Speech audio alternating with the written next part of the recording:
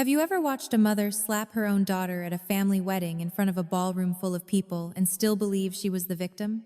I have. And before you think this was some little backyard wedding with folding chairs, dry chicken, and a cousin running the music from his phone, let me be very clear. This was not that kind of wedding. This was at the Fairmont Copley Plaza in Boston. Black tie, white orchids, crystal chandeliers, lawyers, judges, doctors, bankers, and enough old money smiles to make your teeth hurt.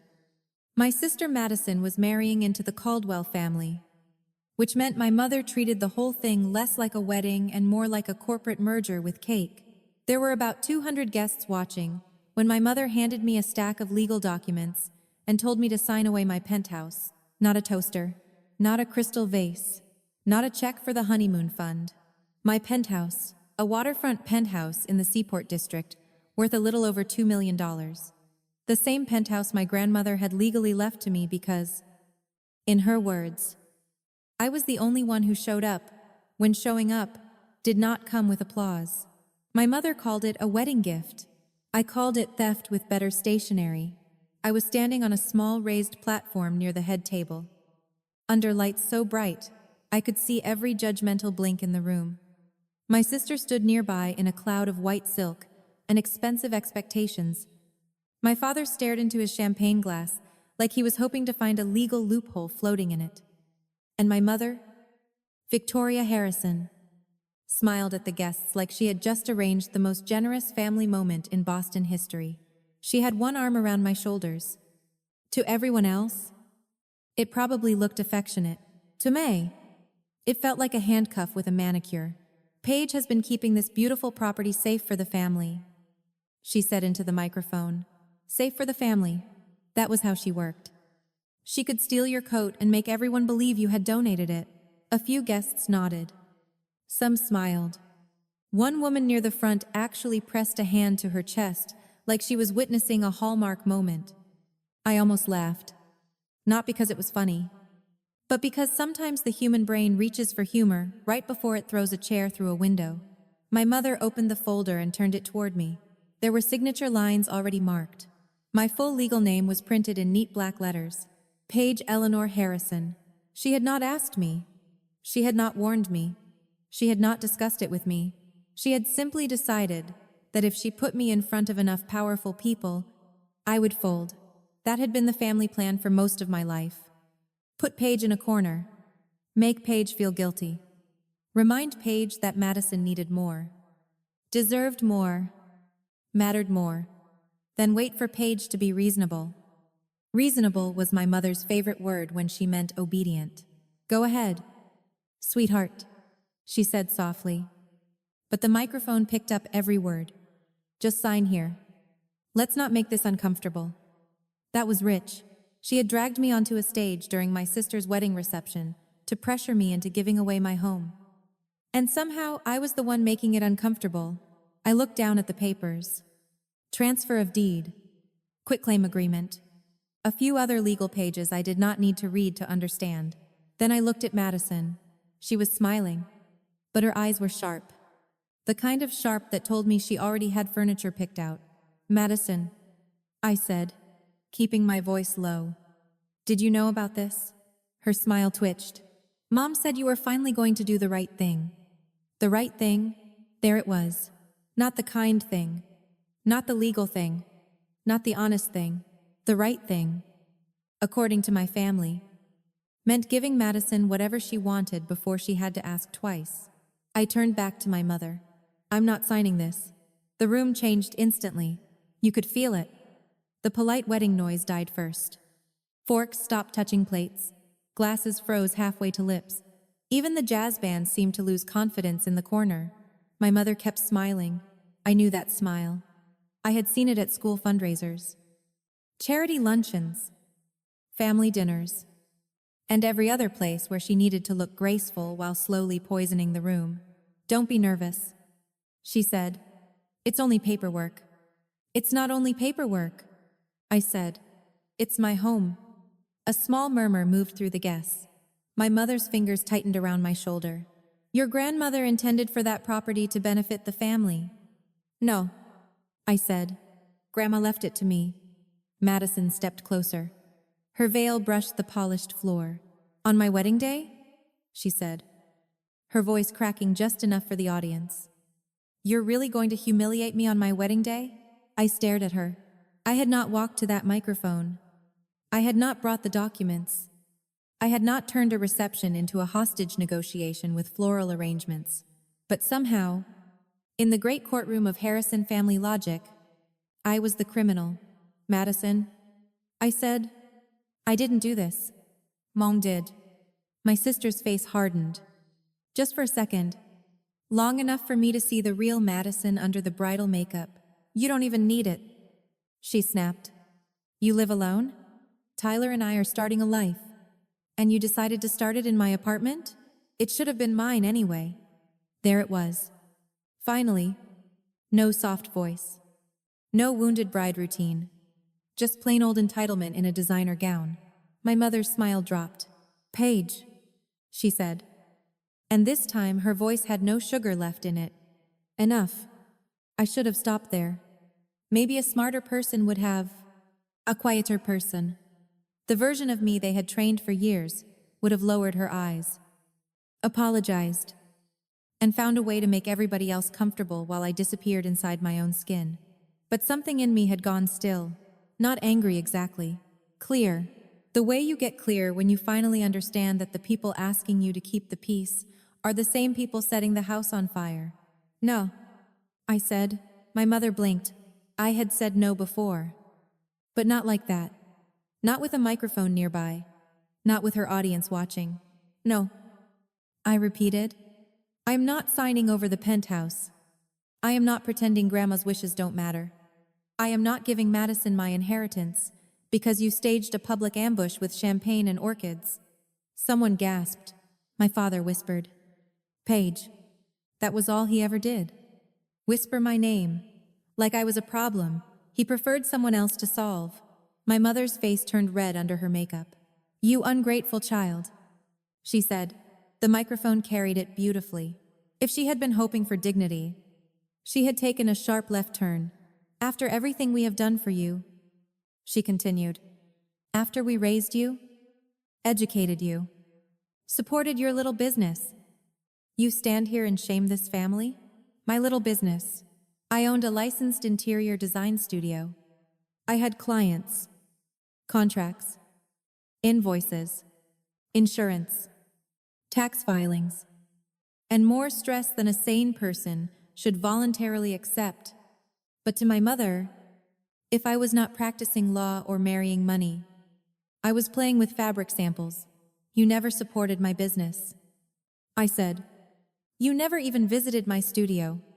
The room was painfully quiet now. And as for raising me, I added, Grandma did most of that while you were at conferences, charity dinners, and every room where people mattered more than your own daughter. My mother's eyes changed. I saw it happen.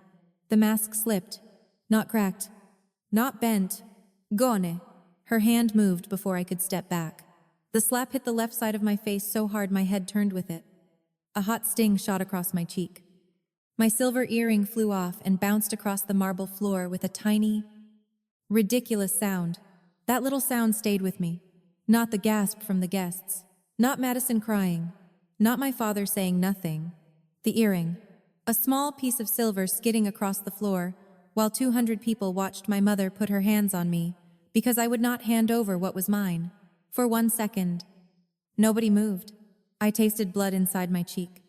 My eyes watered. But I did not cry. That mattered to me. Maybe it shouldn't have. But it did. I bent down slowly and picked up the earring. It was bent, but not broken. I straightened it with my fingers and put it back on. Then I looked at my mother. That, I said, is the last time you touch me? My voice did not shake. Her face was still twisted with rage. But now there was something else behind it. Fear. Small. But real, because I had not collapsed. I had not apologized. I had not begged the room to understand me. I turned away from her, stepped off that platform, and walked through the ballroom. Nobody stopped me. Not Madison. Not my father. Not one of the judges. Lawyers. Family, friends, or professional hypocrites who had spent years nodding along while my mother painted me as selfish. I walked past the white orchids, past the champagne glasses, past the guests pretending not to stare, while absolutely staring. I did not run. I wanted them to see me leave on my own 2 feet. Out in the lobby, the air felt cooler, quieter, real.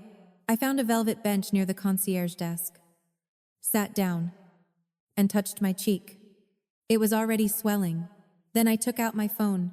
1 week earlier, my grandmother had given me a number and told me that if anything happened at the wedding, I should call it. At the time, I thought she was being dramatic. In my defense, I had underestimated the family talent for public disaster. I opened my contacts and found the name, Marcus Webb, my grandmother's attorney. I pressed call. It rang once.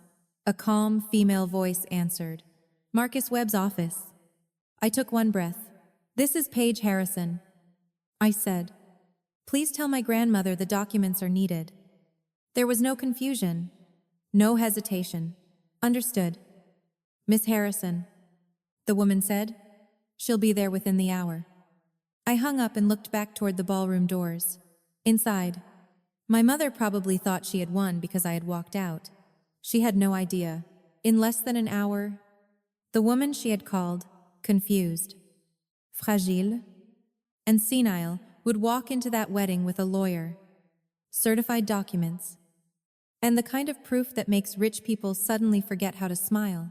And my mother's perfect little Boston wedding show was about to become the worst night of her life. I sat on that velvet bench with my cheek burning and my phone still in my hand. But my mind had already gone back to the first time my grandmother told me the penthouse would be mine. It was a Tuesday evening in March. 3 years before that, wedding turned into a legal circus with a cake table. I was sitting in my small apartment in Somerville, eating leftover pad thai out of the container because I was 32. Tired. And apparently still not fancy enough to own matching dinner plates. My laptop was open on the coffee table. I had blueprints spread across the rug for a kitchen renovation in Brookline. A real job. A paying client. Not that my mother ever called it that. To Victoria Harrison. My interior design studio was always your little decorating thing. As if I spent my days fluffing pillows and asking rich women whether beige was too bold. My phone lit up with my grandmother's name, Eleanor Harrison. I answered right away. Hi. Grandma. Paige. Sweetheart, she said. I need to tell you something, and I need you to listen carefully. That sentence made me sit up. My grandmother was not dramatic. She did not waste words. She had been a professor at Harvard Law School for more than 30 years, and even at family dinners. She spoke like every sentence had passed through a judge before leaving her mouth. I'm listening, I said. I've updated my will. I set down my chopsticks. All right. The penthouse at 150 Seaport Boulevard will go to you. For a second, I thought I had heard her wrong. The penthouse. Her penthouse? The one with the harbor view? The high ceilings? The private balcony?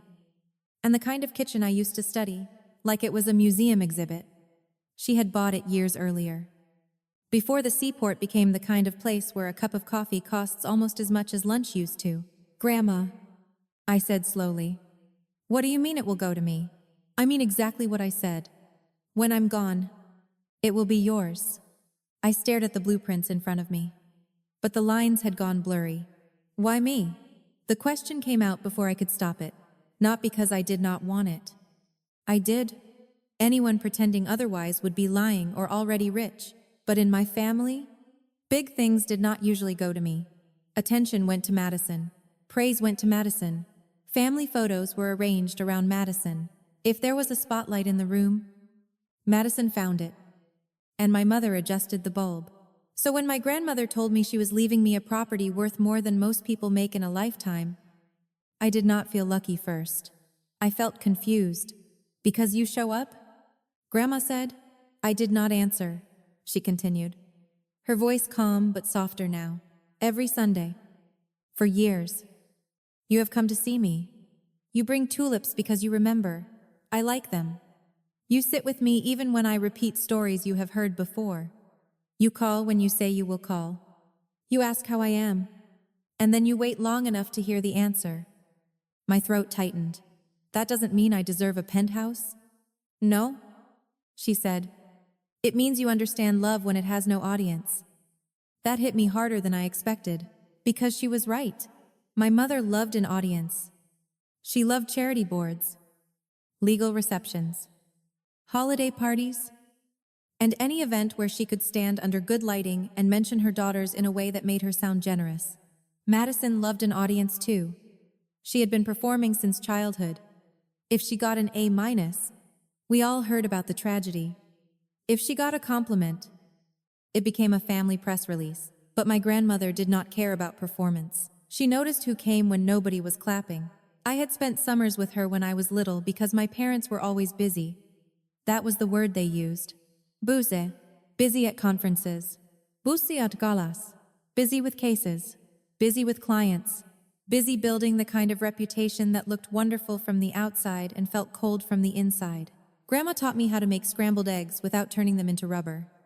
She taught me how to balance a checkbook because, as she said, financial ignorance is not charming.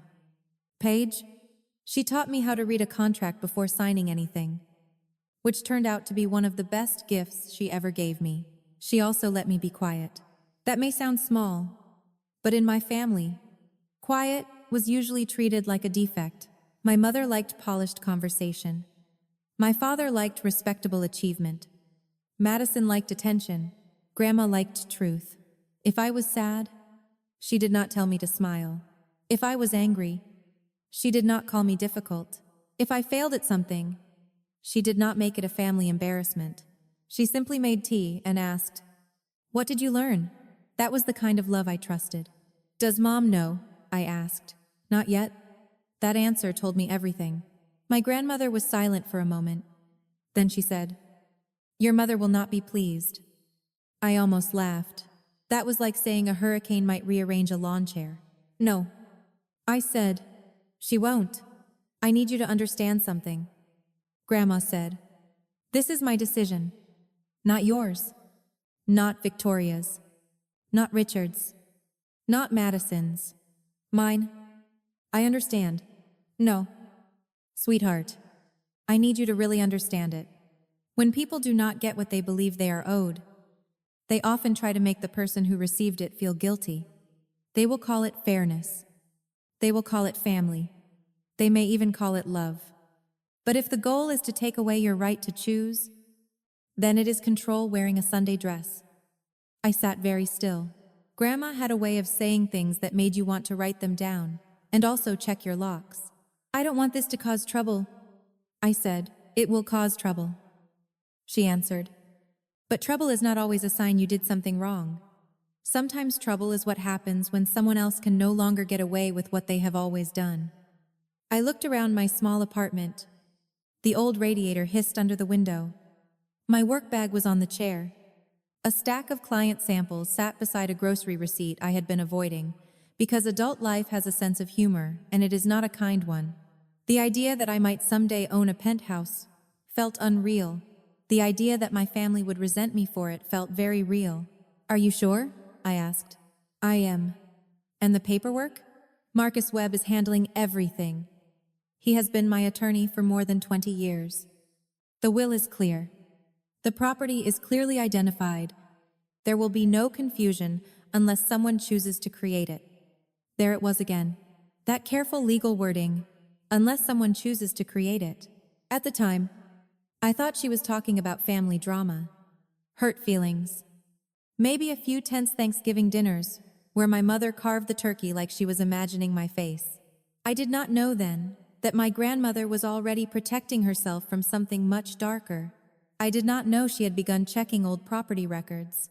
I did not know she had started to suspect that her own daughter had done something no decent person should do, let alone a lawyer. All I knew was that the woman who had loved me steadily my whole life was trusting me with something enormous. "Grandma," I said, "I don't know what to say." "You don't need to say anything. Just promise me one thing. Anything? Do not let them convince you that receiving love means you stole it from someone else. I closed my eyes, because that was exactly what my family did. If Grandma gave me time, Madison acted neglected. If Grandma praised my work, Mom changed the subject. If Grandma asked me about my life, Dad checked his watch.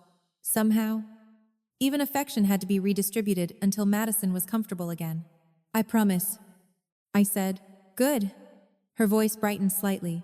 Now tell me about that kitchen project. The one with the terrible island. I laughed because she remembered. Of course she remembered. I told her about the client who wanted a massive marble island in a space barely wide enough for 2 people to pass without turning sideways. Grandma listened like my work mattered. She asked smart questions. She even suggested I make the client physically walk the space with painter's tape on the floor before approving anything. That was my grandmother. Harvard law professor, estate planner, and apparently part-time kitchen traffic consultant. When we hung up, I sat there for a long time. The pad thai had gone cold. My blueprints still needed review.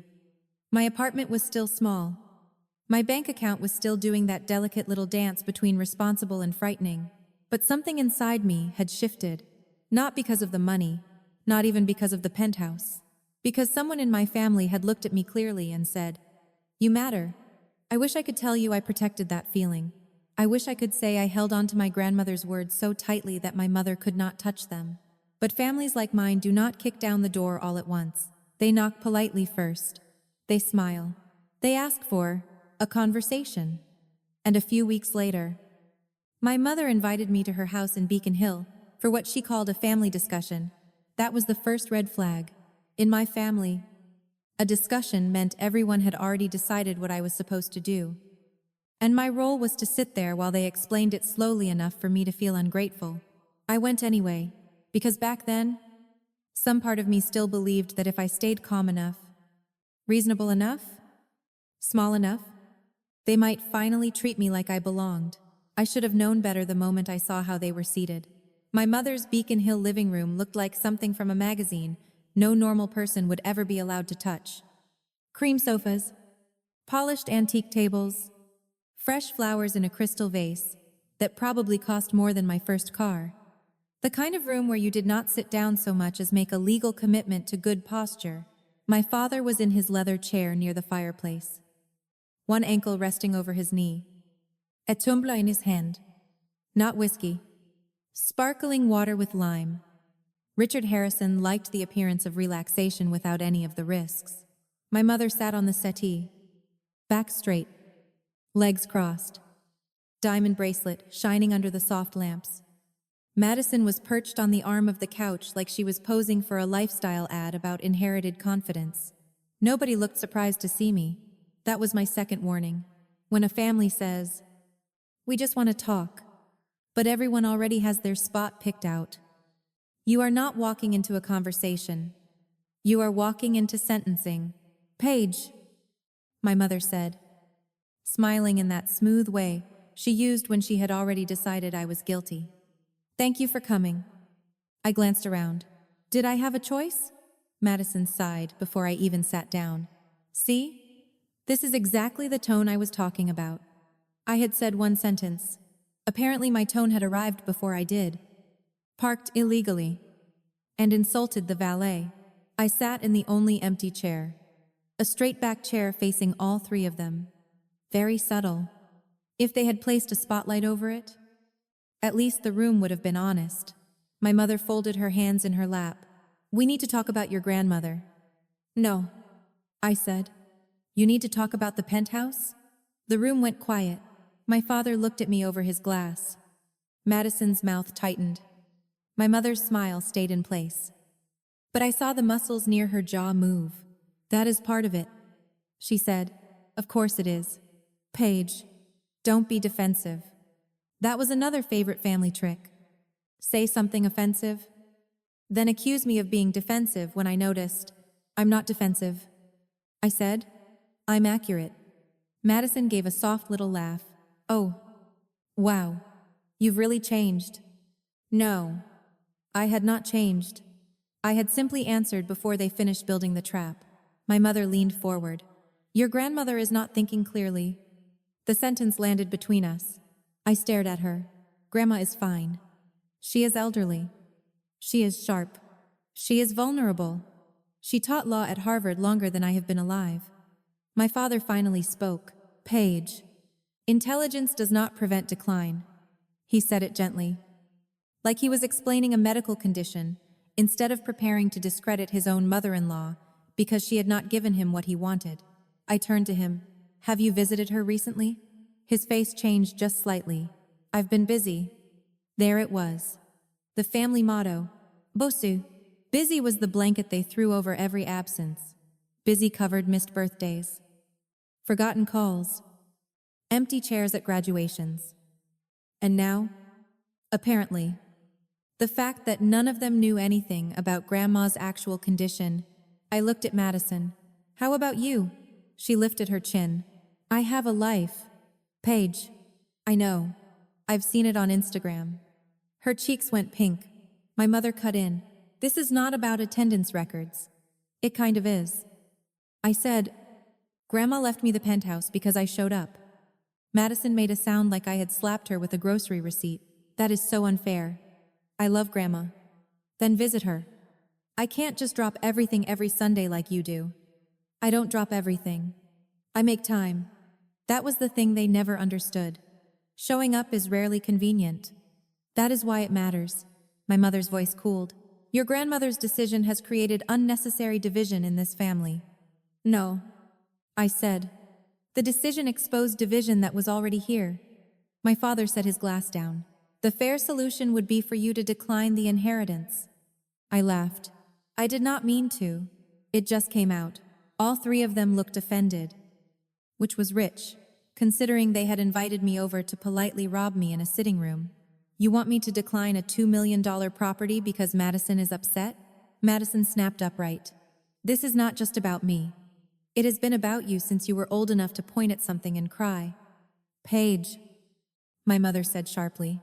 No, really. Let's be honest for once. Madison wants the penthouse. You want Madison to have the penthouse? Dad wants the problem to go away without having to say anything difficult. And I'm supposed to make everyone comfortable by giving up the only major thing anyone in this family has ever chosen to give me. My father's face hardened. That is an unfair characterization. Is it? He looked away first. That small victory should not have mattered as much as it did. But when you have spent your whole life being treated like the spare daughter, eye contact can feel like evidence. My mother stood and walked to the fireplace mantel. She touched one of the silver picture frames there. A photograph of Madison at law school graduation. Another of Madison and Tyler at some fundraiser. Another of my parents at a gala. None of me. Not one. I noticed it. And for once, I let myself notice it fully. Your sister is at an important stage of life. My mother said, she and Tyler are building a future. The Caldwell family has expectations. Then the Caldwell family can buy them a condo. Madison scoffed. You don't understand how these things work. You're right. I don't understand why grown adults need a free luxury home to begin a marriage.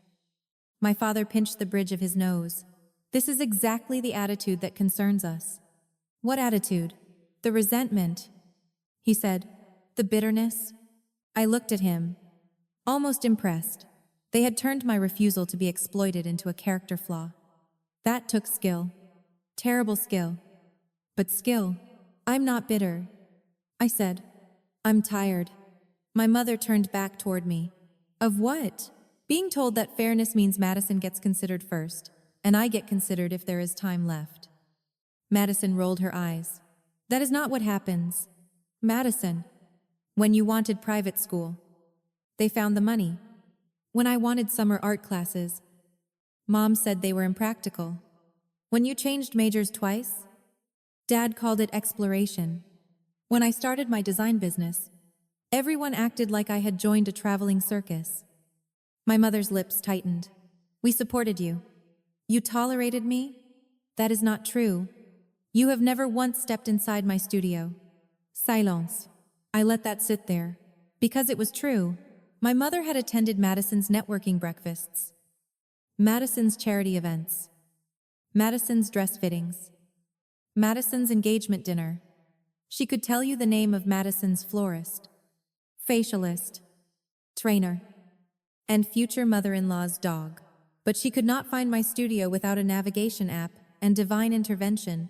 My father cleared his throat. Paige, the practical matter remains. A property of that value creates complications. For whom? For the family. There it is again. The family. I looked from him to my mother to Madison. When you say family, you mean everyone except me? My mother's expression sharpened. Do not be dramatic. I'm being very calm. You are being selfish. That word. There it was. Selfish. The old hammer. They had used it on me so many times. I used to flinch before it landed. Selfish for wanting my own plans. Selfish for not changing my schedule. Selfish for saying no. Selfish for accepting love that Madison wanted redirected. But this time, I did not flinch. Grandma made a legal decision. I said, I am respecting it. You manipulated her? The room went still. Even Madison looked at my mother. I stood slowly. Say that again? Victoria lifted her chin. You heard me? Yes, I did. I just wanted to give you a chance to sound less ridiculous. My father rose now, too. That is enough. No. Dad, it's not enough. Mom just accused me of manipulating Grandma because she would rather believe I committed elder abuse than accept that Grandma chose me. Madison crossed her arms. Well, it is strange. I looked at her. What is? That Grandma would leave something that valuable to you. There it was, the sentence underneath every sentence. To you, not instead of me. Not without telling us. To you, as if I was not the kind of person valuable things should reach. I picked up my purse. I'm leaving. My mother's voice turned cold. If you walk out, do not expect this family to pretend everything is fine. I paused at the doorway. Mom, this family has been pretending everything is fine for years. I'm just not doing my part anymore. Madison let out a bitter laugh. You'll regret this. Maybe I would? I did not know then, but I knew one thing for certain. I would rather regret keeping what was mine than spend the rest of my life thanking people for taking it. I walked out of that Beacon Hill house with my hands shaking and my throat tight. But I did not go back inside. Behind me, through the front window, I could see my mother standing in the living room, already talking with her hands, already rewriting the scene before I had even reached the sidewalk. By the time I got to my car, I understood something that should have been obvious from the moment I sat in that straight-back chair. They had not called me there to ask. They had called me there to begin the punishment. By the time I reached my car, my phone was already buzzing, and I knew the punishment had started before I even turned the key. The first message came from Madison. You embarrassed Mom. Not. Are you okay? Not. That got out of hand. Not even. Maybe we should all cool down. Just that. You embarrassed Mom? I sat in the driver's seat outside that Beacon Hill house and stared at the message until the screen went dark. Then I did something that the old version of me would never have done. I did not reply. That may not sound brave to some people. Maybe it sounds small. But for me, silence used to mean fear. That night, silence meant I was not handing them another rope to pull me back in. I drove home to Somerville with my hands tight on the wheel, replaying every word from that living room. My mother calling Grandma vulnerable. My father calling me resentful. Madison saying it was strange that Grandma would leave something valuable to me. That one stuck, not because it was clever. Madison had never needed clever. She had been raised on pretty and confident. And in my family, that worked better than clever most days. It stuck because she had said out loud what they had always made me feel. Something valuable should not belong to Paige. Something valuable should pass through Paige on its way to someone more polished, more useful, more acceptable at dinner parties. I got back to my apartment a little after 9. My leftovers were still in the fridge. My client samples were still on the table. And my life looked exactly the same as it had that morning. But it did not feel the same. My family had crossed a line. The problem was, they were about to tell everyone. I had crossed it. The next week, I noticed the family group chat had gone quiet. At first, I thought people were just busy. That was always the excuse. Right? Busy. Busy. Busy. The official language of people who do not want to explain themselves. Then my cousin Leah posted a picture on Instagram. Madison was standing at the Boston Harbor Hotel in a pale blue dress, holding a champagneflute, surrounded by cousins, bridesmaids, and family friends. There were flowers, candles, tiny desserts, and that special kind of lighting rich people use when they want everyone to know an event was expensive without saying it. The caption said, "Celebrating the future, Mrs. Caldwell." I stared at the picture for a long time. It was Madison's engagement party. Nobody had told me. Nobody had invited me. I zoomed in because apparently emotional pain is not complete until you help it. There was my mother, smiling beside Madison. There was my father, one hand in his pocket, looking dignified and absent at the same time. There were cousins I used to see every Thanksgiving, aunts, family friends, people who had known me since I had braces and bad bangs. Everyone was there, everyone except me. I wish I could say I shrugged it off.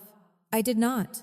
I sat on my couch, phone in hand, and felt something inside me fold in a way I hated. I was a grown woman with a business, a lease, clients, bills, and a smoke detector that went off if I looked at toast too aggressively. I should not have cared about an engagement party full of people who made small talk like it was a competitive sport. But exclusion hurts, even when you know the room is not good for you. It hurts to see the door close. I called my mother the next morning. She answered on the fourth ring, which meant she had seen my name and debated whether I deserved her voice. "Hello, Paige. Was Madison's engagement party last night? A pause." "Oh," she said lightly. "You saw the photos?" "Yes, I saw the photos." "Well, sweetheart, we assumed you would not want to come." There it was, smooth as butter, cold as a tax audit. "You assumed? With all the tension? We thought it might be better." "For whom?" "Don't start." I stood in my kitchen, barefoot on the cold tile, staring at a coffee mug in the sink. "I'm asking a fair question." "No," she said.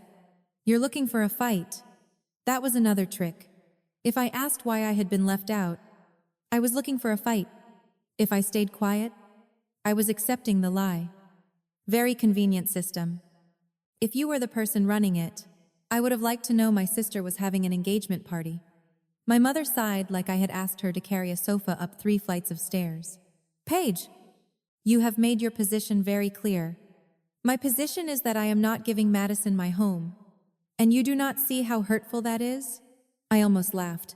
Somewhere in Boston, a grown bride with a trust fund, a wealthy fiancé, and a hotel ballroom full of champagne was hurt because her sister would not hand over a $2 million penthouse. America is a land of opportunity. But apparently Madison needed waterfront views to heal. "I'm not discussing the penthouse," I said. "Of course not. You never want to discuss anything that makes you look selfish." I closed my eyes. There was the hammer again. Selfish. This time, I hung up before she could swing it twice. The calls stopped after that. Then the invitations stopped. Thanksgiving came and went without a word. I saw the dinner in photos. Madison at the table, Tyler beside her. My parents seated at either end like they were presiding over a very boring monarchy. The dining room looked perfect. The turkey looked dry, but perfect. Christmas was worse. My mother sent a card. Not a call. Not an invitation. A card.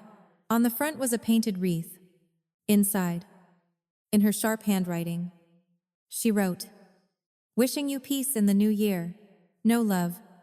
Mom. No. We miss you. Just peace. Peace." From a woman who could start a family war with a seating chart, I placed the card in my junk drawer between expired coupons and a spare battery. That felt about right. But the real damage was not the silence at home. It was the whisper campaign.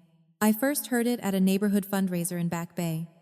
A client had invited me because I had designed her home office, and she wanted to introduce me to a few people. I wore a simple black dress, brought business cards, and told myself this was work, not family, not drama. Work. Then I heard my mother's voice near the coat check. She has been visiting Eleanor constantly. Victoria said, very intense, very controlling. You know how vulnerable older people can become? I stopped moving. There is a strange feeling that comes when you hear someone lying about you in public. Your body wants to step forward. Your brain wants to stay hidden long enough to understand the damage. I stayed behind a tall arrangement of winter branches and listened. Another woman asked, "You think Paige influenced the will?" My mother lowered her voice. "But not enough. I don't want to accuse my own daughter of anything. But yes, I have concerns. Eleanor has not been herself." I gripped my purse, so hard my fingers hurt. Not herself. Grandma Eleanor. Who could remember case law from before my mother owned her first blazer? Was now not herself because she had made a choice. Victoria did not like. "And the property?" the woman asked. "We are trying to handle it privately." My mother said, "For the sake of the family." For the sake of the family. I hated how polished she sounded. If she had screamed, people might have questioned her. If she had sounded cruel, they might have stepped back. But Victoria knew how to dress a lie in concern. She could make character assassination sound like a prayer request. I could have walked over. I could have said, "Actually, Grandma is fine, and you are lying because you want my apartment." It would have felt good for about 10 seconds. Then my mother would have widened her eyes, placed a hand on her chest, and said, "See what I mean?" So I did what I thought was mature. I stayed quiet. That was my mistake. A big one. At the time, I told myself I was protecting my dignity. I told myself that public scenes were beneath me. I told myself reasonable people would see through her eventually. Reasonable people are lovely in theory. In real life, many of them believe the first confident liar they hear. By winter, I started noticing changes. A potential client canceled a consultation with no explanation. A woman from a charity board who used to greet me warmly suddenly gave me a polite little nod and kept walking. At a design showroom in the South End, 2 women lowered their voices when I came around the corner. I was not paranoid. I was being managed. Victoria had spent decades building relationships in Boston's legal and social circles. She knew which ears mattered. She knew how to plant a suggestion without leaving fingerprints. Paige is unstable. Paige is greedy. Paige took advantage of Eleanor. Paige has always been difficult. The story spread because it was useful. It gave people permission not to question anything. If Paige was the problem, then nobody had to look too closely at Victoria. And I let it happen longer than I should have. Every Sunday, I still visited Grandma at Brookhaven Senior Living in Wellesley. It was a beautiful place. Almost too beautiful. With manicured gardens, polished floors, and monthly fees high enough to make a normal person check for hidden gold in the walls. Grandma said she liked the quiet. I believed her at first. But sometimes, when I arrived, I caught a look on her face before she covered it. Not sadness exactly. Not fear exactly. Something guarded. One afternoon, I asked, "Did something happen with Mom?" She looked out the window toward the garden. For a long time, she said nothing. Then she reached for my hand. "Some things are better left alone for now." "For now?" She smiled, but it did not reach her eyes. "Yes, sweetheart, for now." I wanted to push. I should have pushed, but I had spent my life being trained not to make people uncomfortable. And old training does not vanish just because you finally see the cage. So I let it go. Instead, I brought tulips. I talked about work. I pretended the family silence did not bother me as much as it did. And my mother kept building her version of me in rooms where I was not invited. By the time Madison's wedding invitation arrived, almost 2 years had passed since that Beacon Hill meeting. 2 years of missed holidays. 2 years of careful insults. 2 years of hearing through other people that my mother was worried about me. Then one Friday afternoon, an envelope appeared in my mail. Heavy cream cardstock. My name in elegant calligraphy. Inside was the invitation. Madison and Tyler. The Fairmont Copley Plaza. Black tie. I stood in my apartment holding that card and felt the hair rise on the back of my neck. Because families like mine do not suddenly remember you out of love. They remember you when they need something. And I already knew exactly what they wanted. I kept staring at that invitation.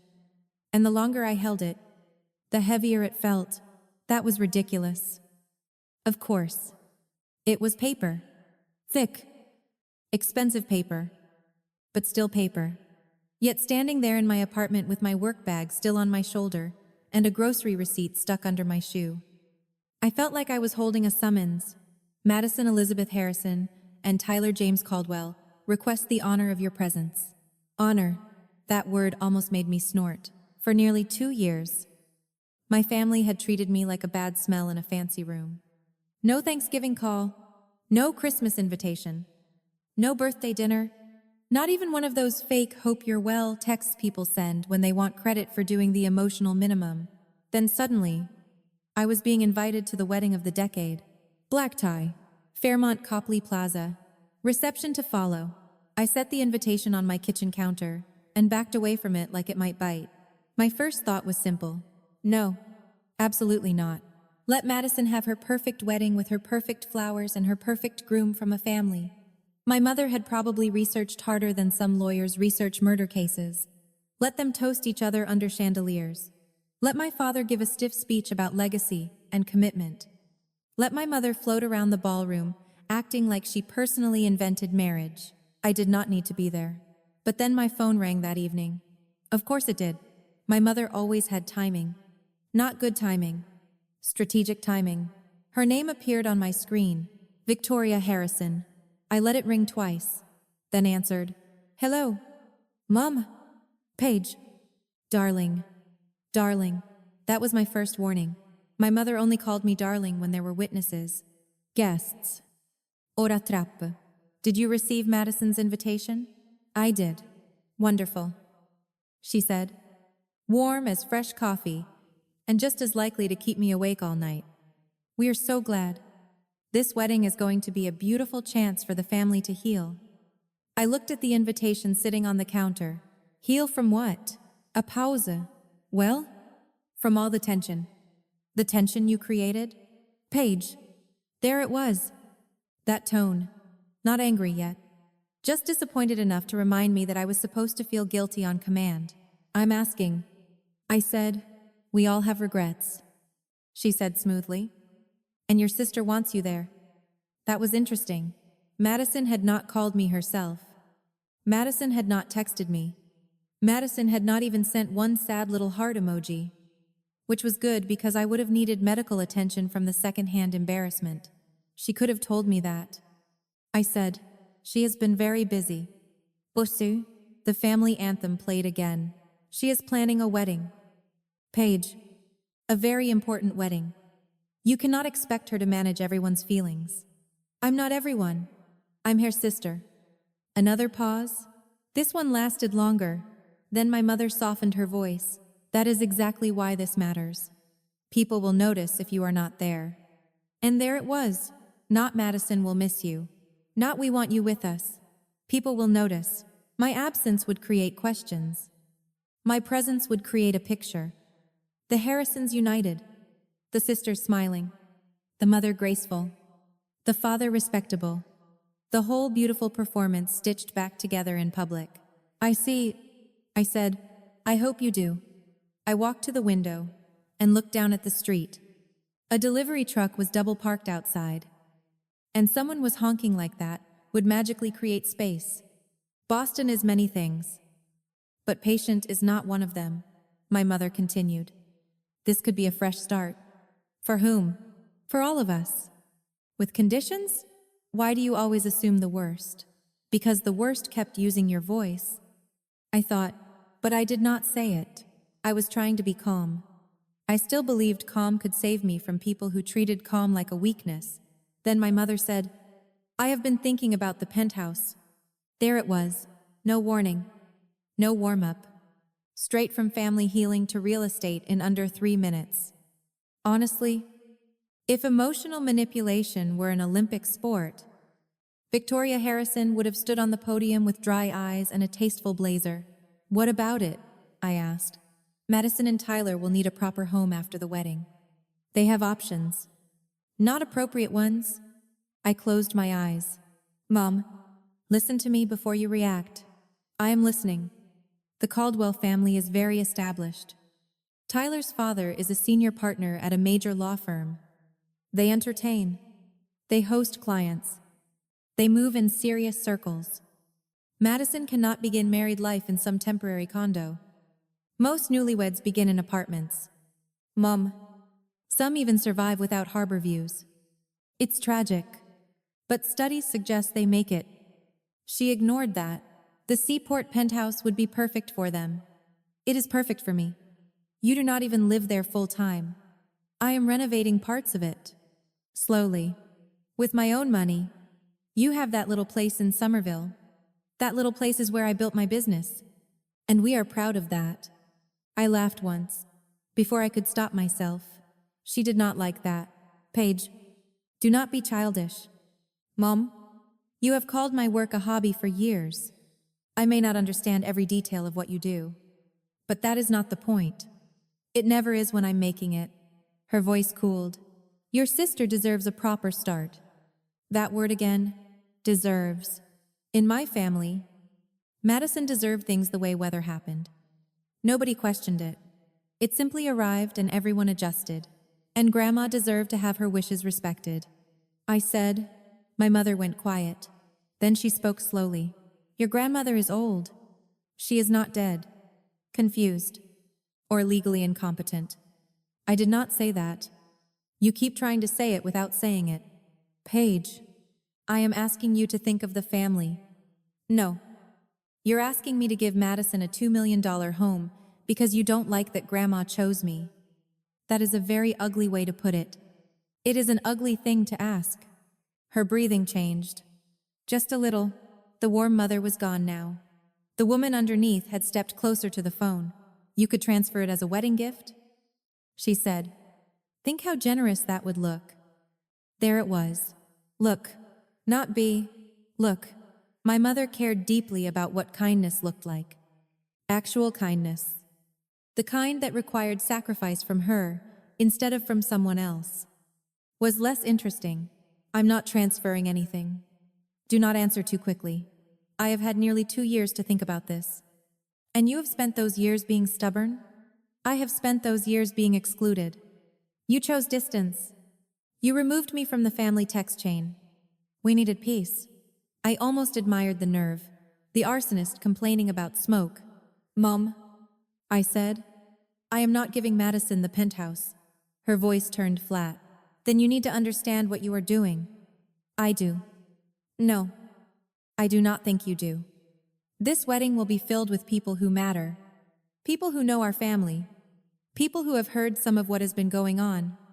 Some of what has been going on. That meant her version. The poor, worried mother. The selfish daughter. The vulnerable grandmother. The tragic apartment. You mean people you have lied to? Be very careful. I have been careful for 2 years. And has that worked out well for you? The question landed clean. Because no, it had not. I had stayed quiet. And she had used the silence to build a whole new page. A greedy page. A manipulative page. A page who needed to be corrected in public. I expect you at that wedding, she said. And I expect you to make the right choice. I held the phone tighter. The right choice is no. You always did know how to disappoint me. There it was. The old knife. Polished and ready. For years. That sentence would have gutted me. I would have apologized. Explained. Begged her to see me fairly. This time, I just felt tired. Good night. Mom. I hung up before she could answer. Then I stood in my kitchen with the silence pressing around me. For a while, I truly considered not going. I pictured myself staying home that night, ordering takeout, turning off my phone, letting them have their wedding without me. It sounded peaceful. Mature. Safe. But safety can start to feel like surrender when someone else is counting on your fear. If I did not go, my mother would tell everyone I was ashamed. She would say I could not face the family because I knew what I had done. She would use my empty chair as proof. If I went, she might try something. No, not might. She would. I knew it in my bones. Still, I also knew something else. I had done nothing wrong. I had accepted a legal gift from a woman who loved me. I had visited my grandmother. I had built my business. I had kept my head down while my mother dragged my name through rooms I was not allowed to enter. I was tired of acting guilty, just because guilty people were louder. So I picked up the response card. Accepts with pleasure. That phrase was almost funny. There would be no pleasure in it, but there would be presence. Mine. I checked the box, sealed the envelope, and placed it by my keys to mail the next morning, 1 week before the wedding. My phone rang before sunrise. Grandma Eleanor. I answered half asleep, instantly alert when I heard her voice. Paige, she said. Write down this number. I sat up. What's wrong? Nothing yet. Yet? That one word woke me completely. She gave me the name, Marcus Webb, and a phone number. Her attorney. The same man who had handled her will. If something happens at the wedding, she said, call him immediately. What do you think is going to happen? My grandmother was quiet for a moment. Your mother believes an audience gives her power. She forgets evidence gives power too. A cold feeling moved through me. Grandma, what evidence? Not now, she said. Just promise me you will not sign anything. I promise. And remember this, sweetheart. You are not alone. The call ended a minute later.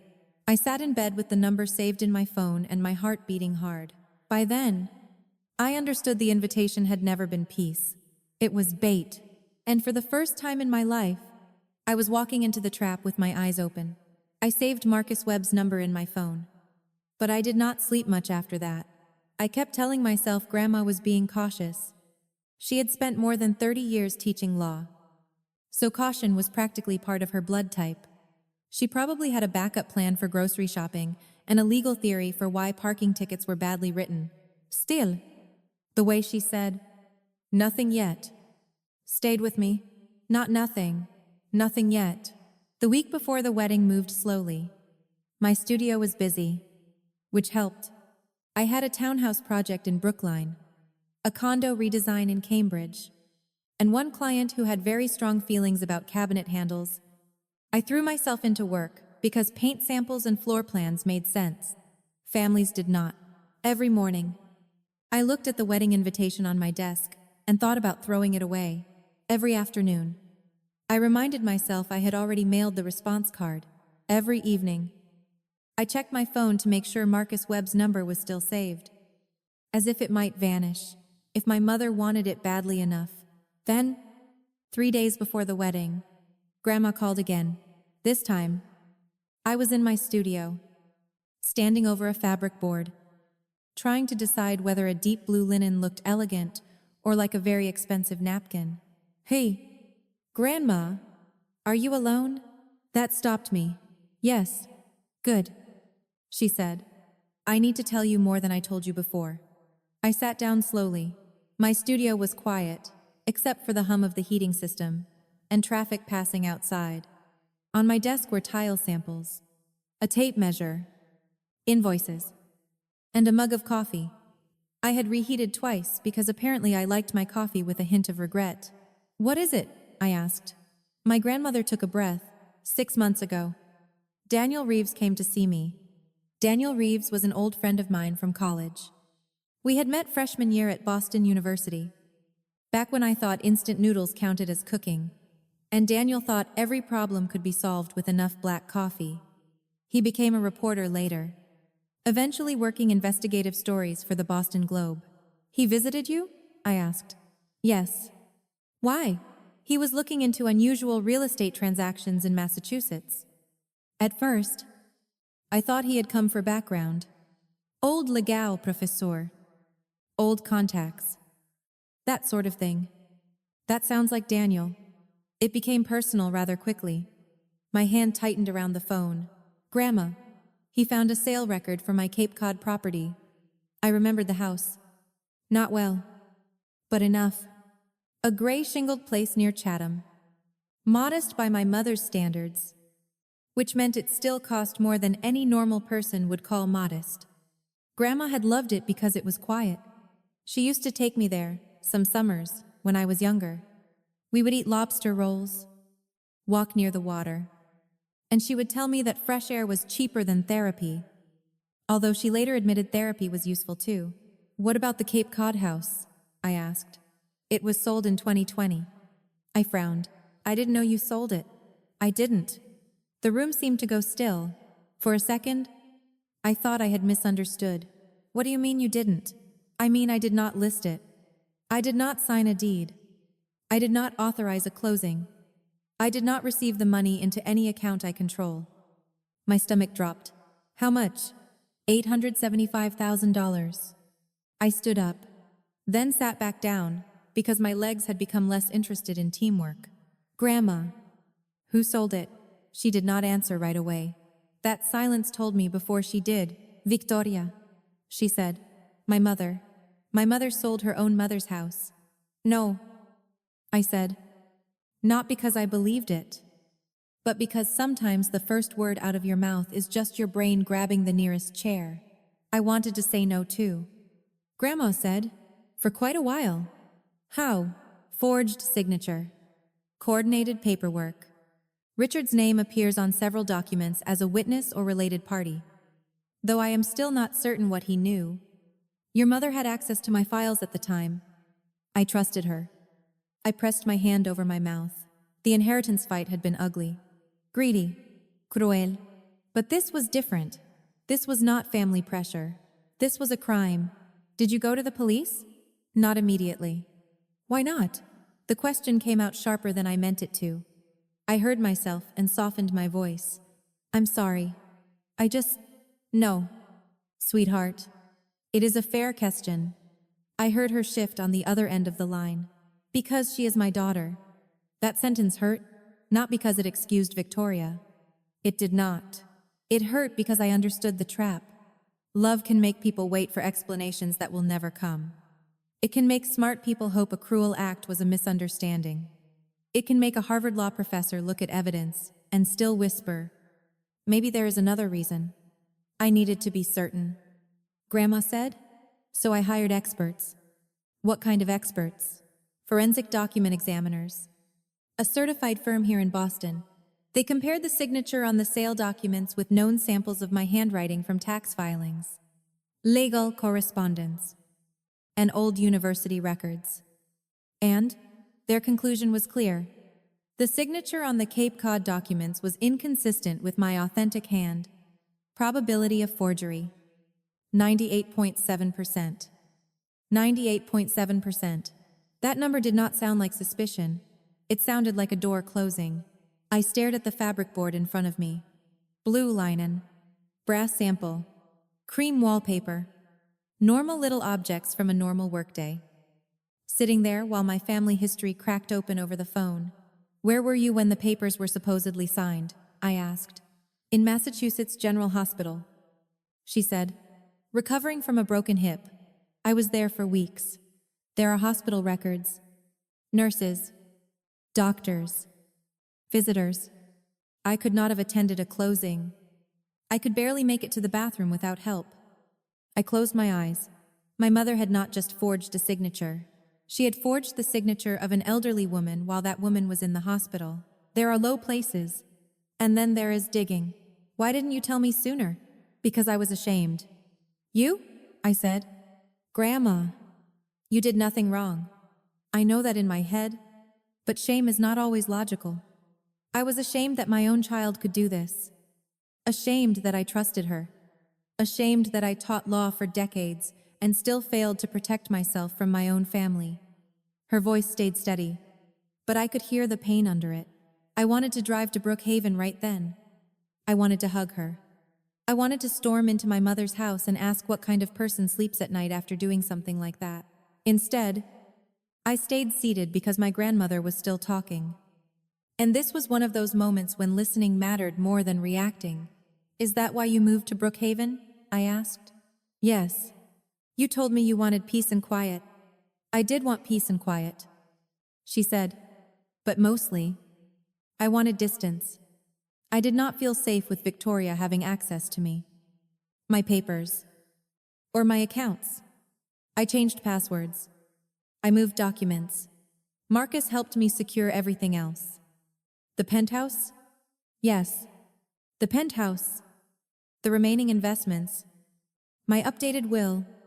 All of it. That is why I made certain the property transfer to you was documented cleanly. No confusion. No open door. I thought about my mother calling Grandma vulnerable. Confused. Senile. All those polite lies floating around Boston like perfume. Now I understood. Victoria did not call Grandma confused because Grandma was confused. Victoria called her confused because she needed people to doubt her before she told the truth. It was not just cruelty. It was strategy. What has Marcus done with the evidence? I asked. Kept it ready. Ready for what? For the moment your mother overplays her hand. A cold chill moved up my back. The wedding? Yes. You think she's going to do something there? I think she will try to pressure you publicly. Grandma said, she believes if enough important people are watching, you will surrender to avoid embarrassment. She's probably right to think that. I admitted quietly. The old me might have. The old you was surviving. Do not insult her.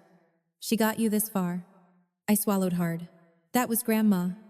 Correcting me gently, even while discussing felony-level family behavior. Multitasking was one of her talents. What do you want me to do?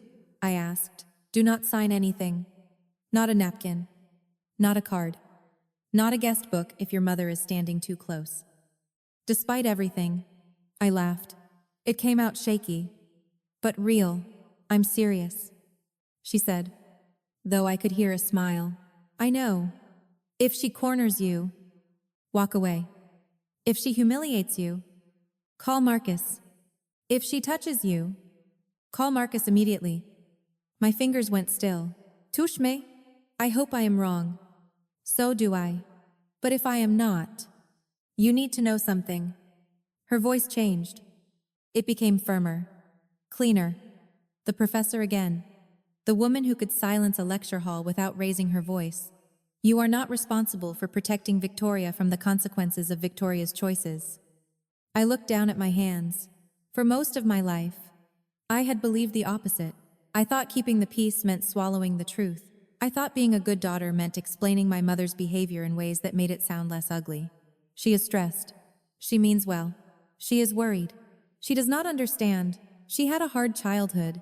All those sentences can be true and still not be an excuse. What if this destroys the family? I asked. Grandma was quiet for a moment. Then she said, Sweetheart, a family built on lies is already damaged. Telling the truth does not destroy it. It shows where the cracks are. I let that settle. Outside my studio window, people walked by carrying coffee, shopping bags, normal lives. A cyclist yelled at a driver. The world kept being the world. Inside, I was learning that my mother had built her reputation with one hand and stolen from her own mother with the other. Has the district attorney seen the file? I asked. Marcus has prepared it. I authorized him to forward key materials if needed. Some have already been shared through proper channels. So this is real. Yes. Not just family drama. No. Grandma said, this is evidence. That word steadied me. Evidence. Not feelings. Not accusation. Not whispers at charity events. Evidence. For years, my mother had controlled the story because she controlled the room. But evidence does not care who has better posture or nicer pearls. Evidence sits quietly until someone opens the folder. Grandma, I said, are you sure you want to do this at Madison's wedding? I do not want to do anything at Madison's wedding, she said. I would prefer a peaceful weekend and a decent piece of cake, but your mother has chosen that venue. Not me. If she behaves, nothing happens. If she uses that room to attack you, then that room will hear the truth. That was fair. More than fair. It was almost generous. Considering what Victoria had done. And if I call Marcus? I asked. He will contact me. I will come. You would come to the wedding? I have a gray cashmere coat, a black dress, and 3 years of patience. She said. Yes. Paige. I would come. I laughed again. Stronger this time. Grandma, you are terrifying. Thank you. I worked hard at it. When the call ended, I stayed at my desk for a long time. The wedding was no longer just a trap. It was a test. Not of whether I could beat my mother. Not of whether I could make some dramatic speech and walk out like a movie scene. It was a test of whether I could trust the truth more than I feared humiliation. I picked up my phone and opened Marcus Webb's contact one more time. Then I added a note under his name. Call if Mom starts trouble. I stared at that note and almost smiled. It was simple. It was practical. It was probably the most Boston legal family sentence ever typed by a woman in an interior design studio. Then I went back to work. Because cabinets still needed handles. Clients still needed invoices. Life. It did not pause just because your mother might be a criminal, but from that moment on, something inside me stopped shaking. My mother had spent years making me feel alone. Now I knew I had never been alone. I had my grandmother. I had Marcus. I had documents, and for the first time in my life, I had the one thing Victoria Harrison could not charm. Shame. Or slap out of existence. Proof. I walked into the Fairmont Copley Plaza, with proof in my phone. Fear in my stomach. And enough common sense to know my mother had not invited me there for cake. The hotel was beautiful in the way expensive places usually are. Which is to say, it looked like no one had ever dropped a grocery bag, cried in a bathroom, or eaten a sandwich over the sink. Gold trim, polished marble, fresh flowers, chandeliers, doormen who looked like they could smell your tax bracket. I arrived at 5 in the evening because being late would have given my mother ammunition. And if Victoria Harrison loved anything more than control, it was ammunition with a seating chart. The ballroom was already glowing when I stepped inside. White orchids hung in long arrangements from tall glass vases. Crystal chandeliers scattered light over the tables. A jazz ensemble played in the corner, smooth and cheerful, as if this were a normal wedding and not a legal ambush wearing perfume. There were nearly 200 guests, lawyers, judges, doctors, investment bankers, charity board members, old Boston families, and people who said things like summering on the Cape without hearing themselves. These were my mother's people, her audience, her courtroom without a judge. I wore a navy dress, simple, elegant, nothing too flashy, nothing too plain. I had thought about that dress for far too long. If I looked expensive, someone would say I was flaunting Grandma's money. If I looked modest, someone would say I had no respect for the event. So I chose something that made me feel like myself, which in that room already felt like a small act of rebellion. My father found me near an ice sculpture shaped like a swan. A swan, of course. Nothing says holy matrimony like frozen poultry with better posture than most of the guests. Paige, he said. Dad. He looked past my shoulder, then down at his drink, then toward the head table. Richard Harrison could avoid a hard conversation with the skill of a man who had practiced for 35 years. Glad you could make it. That was it. Not, you look nice. Not, how are you? Not even. Your mother has been acting like a real estate pirate, so maybe stay alert. Just, glad you could make it. Thanks, I said. We stood there for a moment in the kind of silence that carries its own paperwork. Then Madison appeared. She looked stunning. I can admit that. My sister had always known how to enter a room, and a wedding gown only gave her more material to work with. White silk, long veil, diamond earrings, makeup so perfect, it probably had legal representation. Paige, she said, opening her arms. Il est humi. It was one of those careful hugs where no real human contact is allowed. Just fabric, touching fabric and family obligation passing between bodies. You came. she said. I did. Her smile stayed in place, but her eyes moved over me quickly. Measuring. Did you bring the paperwork? I blinked. There it was. No, hello? No, I'm glad you're here. No. Isn't it wild that we share parents and still survived? Just paperwork. What paperwork? I asked. Though I knew. Madison's smile tightened. For the penthouse? Mom said you were bringing the transfer documents. I looked at my sister in her bridal gown, standing under thousands of dollars worth of flowers, asking me whether I had brought papers to give her my home. For 1 second, I almost admired the confidence. Almost. There are no transfer documents, I said. Her face changed. What do you mean? I mean, I'm not transferring the penthouse. Not today. Not ever. She glanced around, making sure no one had heard too much. Paige! Don't do this. I'm not doing anything. You know, Tyler and I were planning to move in after the honeymoon. I stared at her. You plan to move into a home that does not belong to you? Mom said you would come around? Mom says a lot of things. Madison's voice dropped. You don't need it. There it was again. The family prayer. Paige does not need it. Paige does not deserve it. Paige should hand it over. You live alone, she said. You don't entertain? You don't have a family. Tyler and I are starting our life. I looked at her veil, her diamonds, the ballroom, the guests, the entire city of Boston bending around her wedding day. You're starting your life with 2 families, a trust fund, a wealthy husband, and a reception that costs more than some people's college education. I said, You'll manage. Her mouth opened, then closed. For a moment, the sweet bride disappeared completely. You have always been jealous of me. That one almost made me laugh. Madison, I am not jealous of a woman who needs her mother to steal an apartment for her. Her face went white, then red. You're going to regret saying that. Probably. I regret coming near the swan already. She stepped closer. Mom is going to handle this. I looked at her calmly. I know. She did not understand what I meant. That was fine.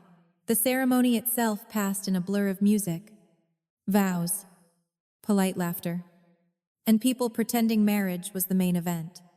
Madison cried at the right time. Tyler looked handsome and pleased with himself. My mother dabbed her eyes with a tissue she had probably selected to match her gown. I sat 3 rows back with distant relatives and smiled when required. Dinner came after, course after course. Salad arranged like sculpture. Chicken that looked better than it tasted. Wine poured by waiters who moved like they had been trained by the Secret Service. My table was near the back, which suited me. I wanted to be visible enough that no one could say I was hiding, but far enough from my mother that I could breathe. For a while, I thought maybe she would wait. Maybe she would pressure me privately after dinner.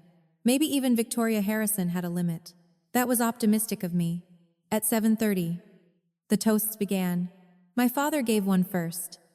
It was stiff, polished, and completely empty. He talked about legacy, commitment, and the blending of 2 respected families. He used the word values twice, which felt ambitious for a man who had spent most of my life avoiding them. Tyler's father spoke next. He welcomed Madison into the Caldwell family and made a joke about marrying law and beauty, which got polite laughter from people who knew when to clap for powerful men. Then my mother stood. The room quieted immediately. Victoria Harrison did not need to tap a glass twice. One little clink, and people obeyed. She held the microphone in one hand and a champagne flute in the other. Her Valentino gown shimmered under the chandelier light. She looked elegant, proud, and completely dangerous. If I could have everyone's attention, she said, there is something very special I would like to share. My stomach tightened. Across the room, Madison straightened. My father looked down at the table. That told me everything. As many of you know, my mother continued, family has always meant sacrifice to us. It means showing up for one another, supporting one another, making sure the next generation begins with strength, stability, and love.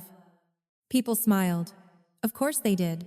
It sounded beautiful, if you had not been the sacrifice. Tonight, she said, my eldest daughter, Paige, has the opportunity to give her sister a gift that represents exactly what family is supposed to be. Nearly 200 heads turned toward me. There it was. The trap had opened. My hands went cold. But I stood before she could call my name twice. I would not give her the pleasure of dragging me. I walked between the tables, past faces full of curiosity, pity, judgment, and that particular excitement people get when they sense a scene coming, but want to pretend they are above it. When I reached the small platform, my mother put her arm around me. Her fingers dug into my shoulder. Smile, she whispered. I did not. She laughed softly into the microphone. As if we had shared a sweet mother-daughter moment. Paige has been holding something very precious for the family, she said. My mother, Eleanor, left her a beautiful penthouse in the Seaport district, valued at a little over $2 million.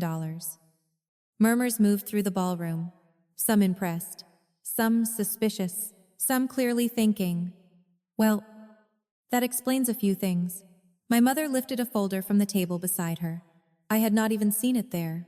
Tonight, Paige has agreed to make that property a wedding gift to Madison and Tyler. A small wave of applause began. My skin went cold. She had said agreed.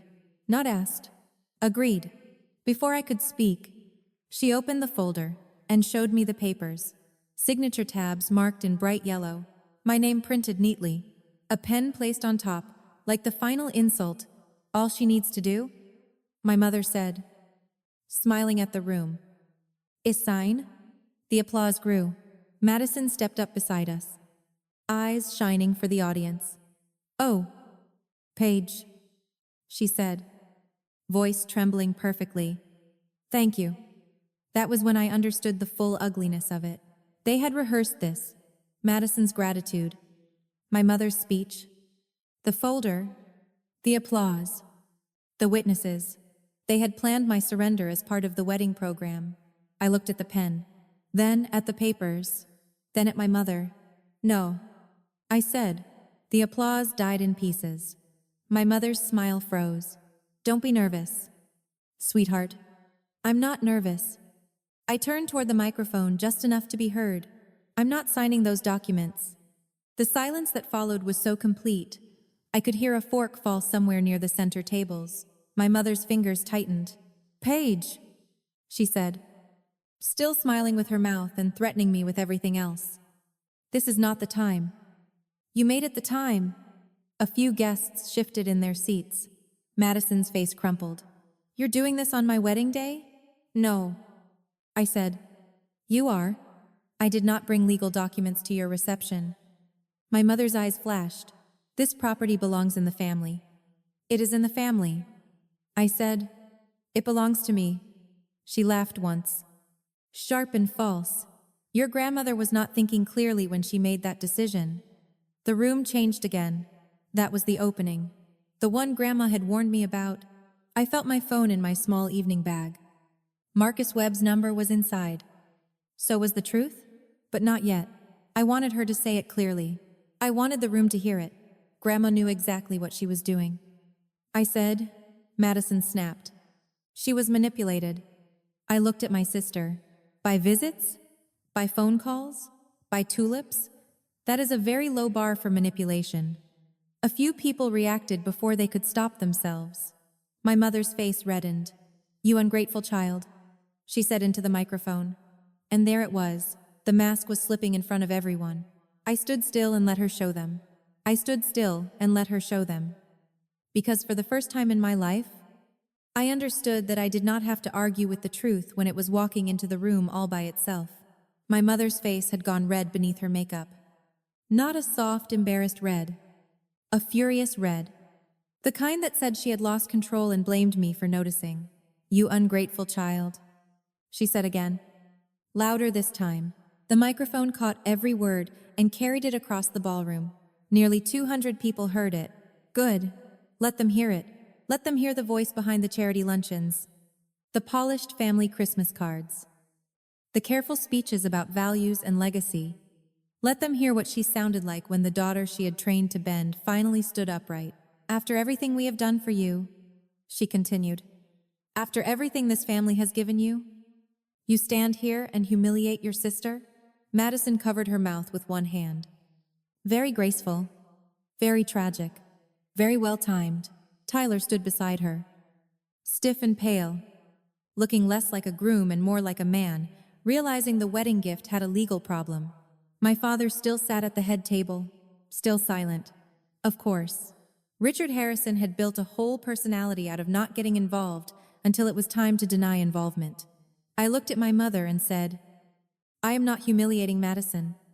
I am refusing to be robbed in formal wear. A sharp sound moved through the room. Not quite laughter. Not quite shock. Maybe both. My mother's eyes narrowed. You think this is funny? No, I said. I think it is ridiculous. There is a difference. Do not speak to me that way. Then stop speaking to me like I am a bank account with a daughter attached. Someone near the front whispered. Oh my God. My mother heard it. That made everything worse. Victoria Harrison could survive cruelty. She could survive lying. She could survive manipulation. What she could not survive was looking foolish in front of people whose opinions she had spent 30 years polishing like silver. She stepped closer to me, still holding the microphone. You have always been jealous of your sister. There it was, the old script. If I said no, I was jealous.